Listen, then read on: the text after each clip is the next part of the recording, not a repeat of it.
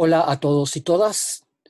En la clase de hoy vamos a continuar con el estudio de la química de los compuestos carbonílicos.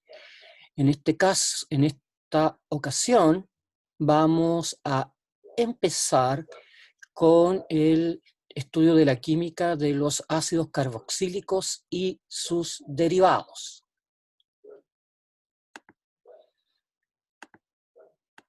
Vamos a analizar la estructura, la nomenclatura, las propiedades físicas y, sobre todo, lo que más nos interesa, las reacciones químicas que dan estos compuestos.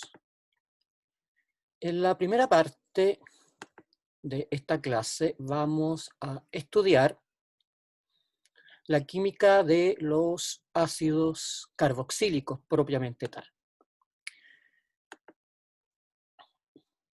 Los ácidos carboxílicos se caracterizan por tener la estructura que aparece acá en la diapositiva, donde el carbono del grupo carbonilo está unido por un lado, o formando enlace por un lado con un radical que puede ser alifático o aromático, y por el otro lado con un oxígeno que a su vez está unido mediante enlace simple a un átomo de hidrógeno.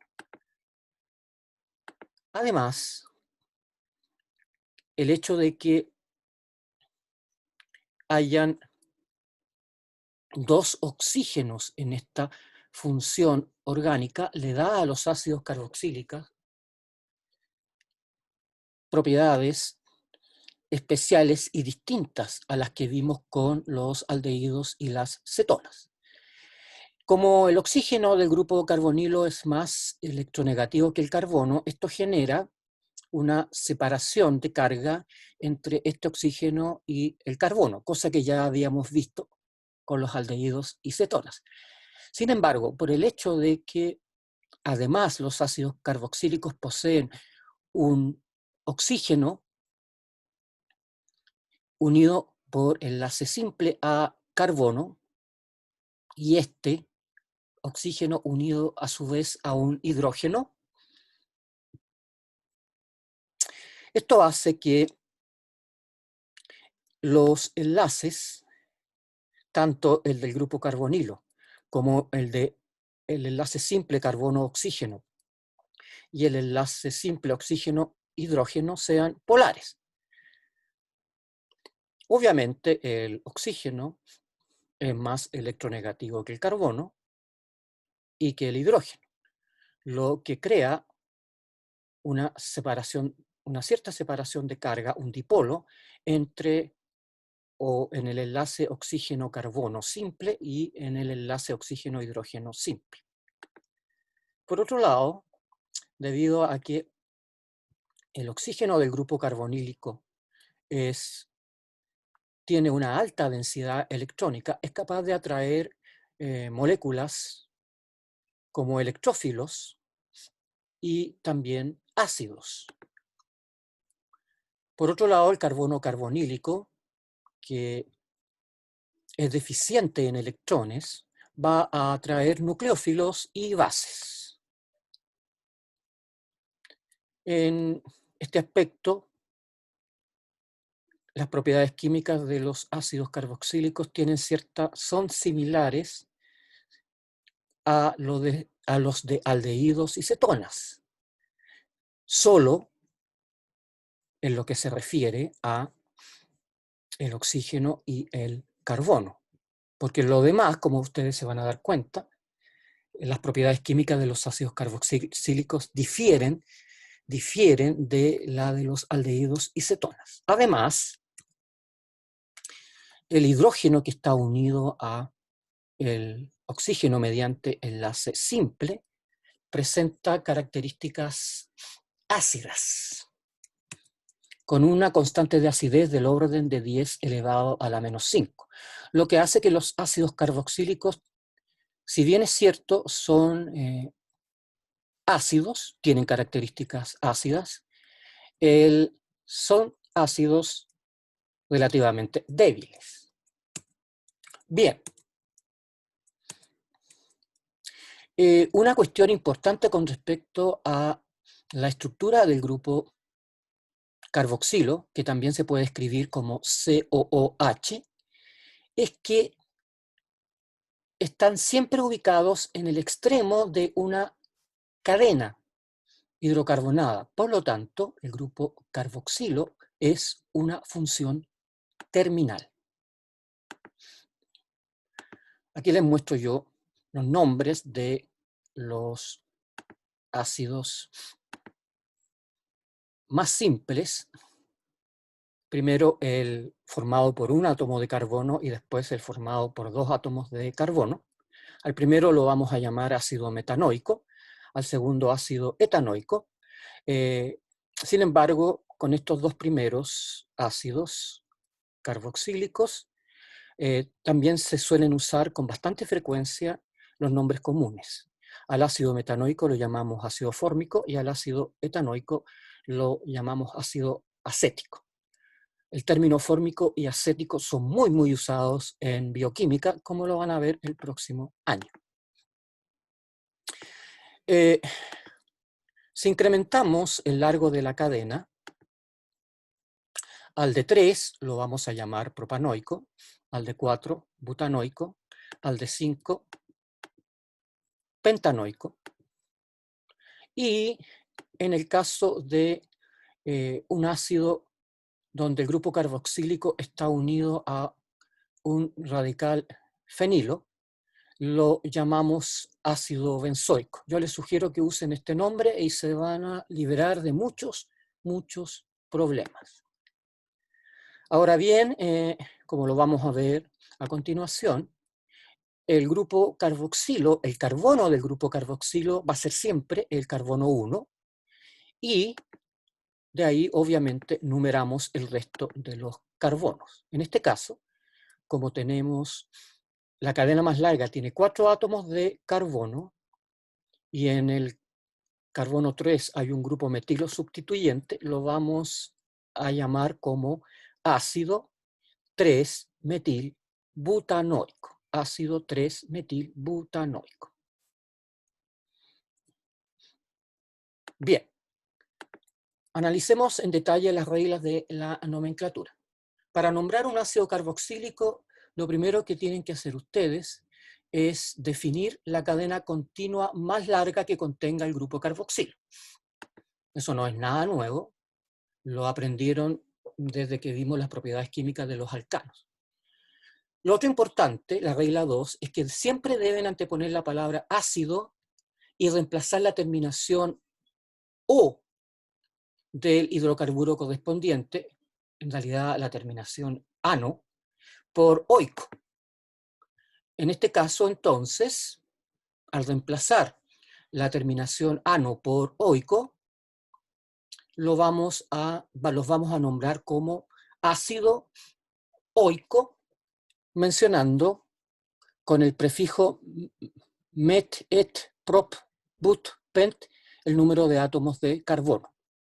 Este que tiene un átomo de carbono lo llamamos metanoico, el que tiene 2 etanoico, como les dije anteriormente, el que tiene 3 propanoico, el que tiene 4 butanoico, el que tiene 5 pentanoico, y así sucesivamente, hexanoico, heptanoico, etcétera, etcétera. Esa es la nomenclatura UPAC y la que vamos a usar básicamente en este curso. Ahora, los ácidos carboxílicos tienen nombres comunes que son de uso bastante frecuente y por eso se los coloco acá. Ya les había dicho que el de un átomo de carbono se llama fórmico, el de 2 átomos de carbono se llama acético, y así sucesivamente. El de 3 propiónico, el de 4 butírico, el de 5 valérico, por indicarlos la serie de los primeros 5 ácidos carboxílicos. Lo otro es que tienen que asignar el número 1 al carbono del grupo carboxílico. En este caso, les puse entre paréntesis que no es necesario indicar la posición del grupo carboxilo, puesto que ocupa el extremo de la cadena y le corresponde siempre el número 1. El carbono del grupo carboxilo va a ser siempre el número 1.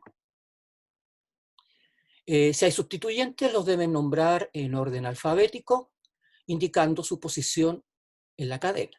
Por ejemplo, aquí tenemos el caso de dos ácidos carboxílicos.